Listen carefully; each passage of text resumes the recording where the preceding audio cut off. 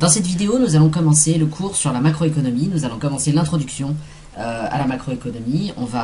Je vais faire donc des vidéos successives sur différents points qui composent un cours introductif à la macroéconomie. Et ça va rester un cours introductif pour l'instant. J'espère plus tard mettre des vidéos un peu plus précises, aller un peu plus dans le détail. Mais déjà, il va falloir étudier les fondamentaux de la macroéconomie. Pour étudier les fondamentaux de la macroéconomie, on va faire comme dans beaucoup de manuels, c'est-à-dire qu'on va s'intéresser à ce graphique. Le but des vidéos va être de comprendre comment se construit ce graphique-là et comment on arrive à créer cette courbe-là, de quoi elle dépend, comment on arrive à créer cette courbe-là, et ici, en fait, comment on pourra caractériser l'équilibre. Ici, j'ai mis un petit E qui, évidemment, vous avez l'habitude maintenant, si vous avez suivi les autres vidéos, est caractérisé par P étoile, Y étoile.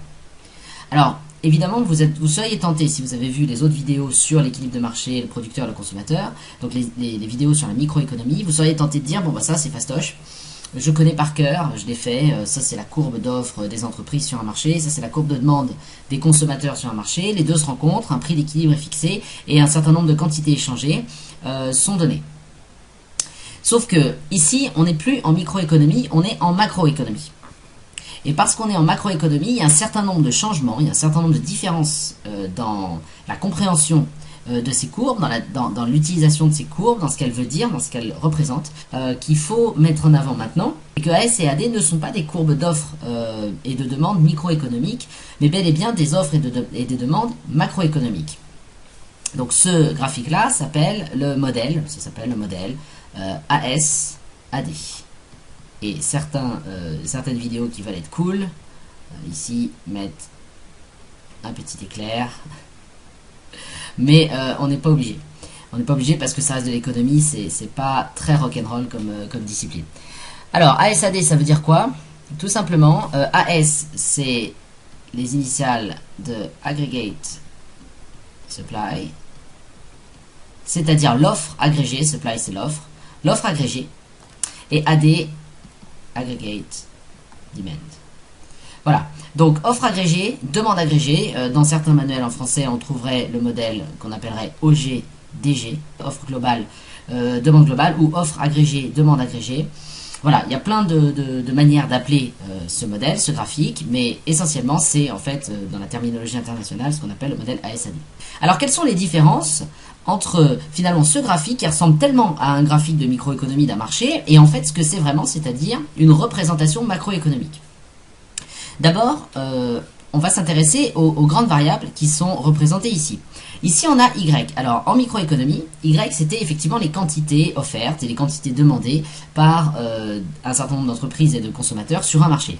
Ici, en macroéconomie, on ne s'intéresse plus à l'étude d'un marché particulier, c'est-à-dire on ne s'intéresse plus à l'étude du marché des voitures ou à l'étude du marché de l'informatique ou du marché du travail. On s'intéresse à l'économie d'une nation entière. Donc c'est un point de vue qui est beaucoup plus général que le point de vue microéconomique, c'est pour ça qu'il y a ici la macroéconomie, non pas la micro. Et ici, ça représente les quantités produites sur le territoire national, donc sur le territoire national. Et les quantités produites par un pays, la production d'un pays, la production nationale, elle est mesurée généralement par le PIB, c'est-à-dire le produit intérieur brut. Ça mesure la quantité qui a été produite dans un pays au cours d'une année donnée. Donc vous voyez qu'ici on n'est plus du tout sur le nombre de voitures échangées sur un marché ou le nombre de micro-ordinateurs sur un marché, on est sur la quantité globale, la valeur de la production globale d'un pays lors d'une année donnée. Donc en France, le PIB au cours d'une année, il est aux alentours de, me semble-t-il, 1800 milliards d'euros par an, peut-être un peu plus, ça fait un moment que j'ai pas regardé les chiffres, mais c'est cet ordre de grandeur-là. Si c'est pas 1800 milliards, c'est 2000 milliards, si c'est pas 2000 milliards, c'est 1700 milliards, mais c'est à peu près cet ordre de grandeur-là. Donc ici, on a le PIB. Alors je tiens à dire tout de suite que je ne vais pas faire la différence entre produit intérieur brut et produit national brut, c'est pas très intéressant pour ce qui nous concerne, la différence n'est pas flagrante non plus, donc on laissera ça à d'autres vidéos plus détaillées ou à des documents plus détaillés.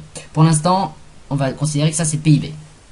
C'est donc l'ensemble de la production nationale, ou en tout cas de la production qui est produite sur un territoire donné, et ça correspond également à la richesse d'un pays, on va voir pourquoi, plus tard. Ici, P. Alors, si on était dans un marché, sur le marché des voitures, ici ce serait le prix moyen des voitures, 22 000 euros paraît-il pour une voiture en moyenne. Mais là, on s'intéresse à la macroéconomie. Et donc évidemment, on ne va pas s'intéresser au prix d'un type de bien particulier, au prix qui est décidé sur un marché en particulier. On s'intéresse à ce qu'on appelle le niveau général des prix.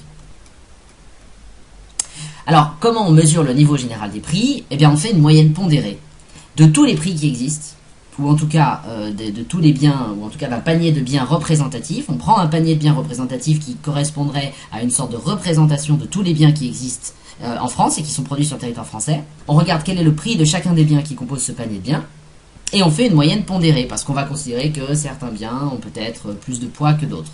Je ne vais pas rentrer dans les détails du calcul, mais parce que là encore ça fera appel peut-être à une vidéo ou à des documents autres, mais le niveau général des prix, il est mesuré par ce qu'on appelle l'indice des prix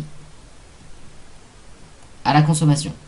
Donc le niveau des prix est mesuré par l'indice des prix à la consommation, c'est une moyenne pondérée. Vous pouvez regarder d'ailleurs sur internet les détails de la construction de cet indice. Comme on va faire de la théorie, évidemment, on ne va pas passer forcément beaucoup de temps à décrire vraiment le détail de la construction du PIB, de l'indice général des prix. On va simplement considérer que voilà, ça représente le PIB, ça représente le niveau général des prix, et effectivement si à un moment donné on a une autre position d'équilibre par ici qui correspondrait à un autre PIB et à un autre niveau des prix, eh bien ce qui va être intéressant, parce que c'est ça le but de notre analyse, ce qui va être intéressant, c'est de pouvoir dire voilà, en période 2, l'année d'après, le PIB a augmenté et le niveau des prix a augmenté.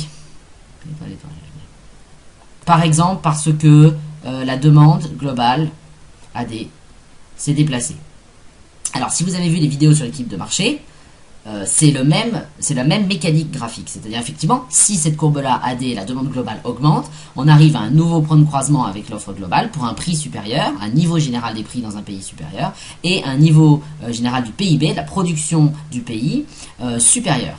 Donc la mécanique, si vous voulez, du déplacement des courbes et des nouveaux points d'équilibre, ça ressemble, ça va être quand même assez similaire. Et cela dit, l'interprétation est différente. Et l'intérêt, évidemment, de ce modèle AS-AD, c'est de pouvoir dire, bah, si on passe de E à F, hein, le point E ici au point F ici, eh bien on constate quoi? On constate que le PIB a augmenté, et ça s'appelle en fait la croissance économique. Donc là, il y a eu croissance économique. Et ici, attendez, ici j'ai écrit 2 fois P étoile, ça va pas, c'est une flèche, hein, je voulais dire que P étoile a monté vers P étoile étoile. Donc ici on a croissance économique, et là on observerait quoi dans cette situation hypothétique? On observerait une augmentation du niveau général des prix, mesuré par l'indice des prix à la consommation. Ça s'appelle l'inflation, puisque c'est la croissance du niveau, l'augmentation du niveau général des prix. Donc vous voyez que le type de problème qu'on va analyser en macroéconomie, il est très différent du type de problème qu'on analyse en microéconomie. Ici, on étudie la croissance économique et on étudie l'inflation. On étudie des grandes valeurs, des grandes variables économiques, des grandes fonctions économiques.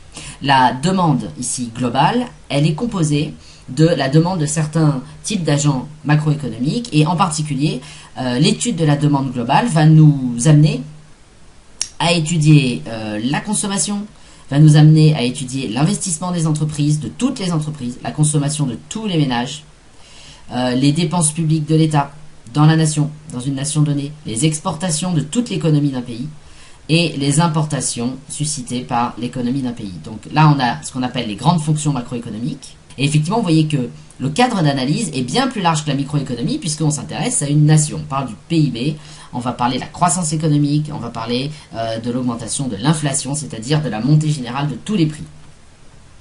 Implicitement, on va aussi parler de monnaie, parce que pour consommer, il faut qu'il y ait de la monnaie. Et vous savez que la politique monétaire, c'est un élément important de la politique macroéconomique. Alors, de manière, incidente, on va parler effectivement de monnaie, et donc on va parler de politique monétaire, et on va parler, ici on a les dépenses de l'État, on va parler de politique budgétaire, c'est-à-dire comment on joue avec le budget de l'État, politique budgétaire, comment on joue avec le budget de l'État. Le budget, ça fait référence à quoi? Ça fait référence aux impôts, et ça fait référence aux dépenses de l'État. Alors là, je commence à vous mettre les sigles qu'on va utiliser tout le temps. Donc autant les apprendre maintenant.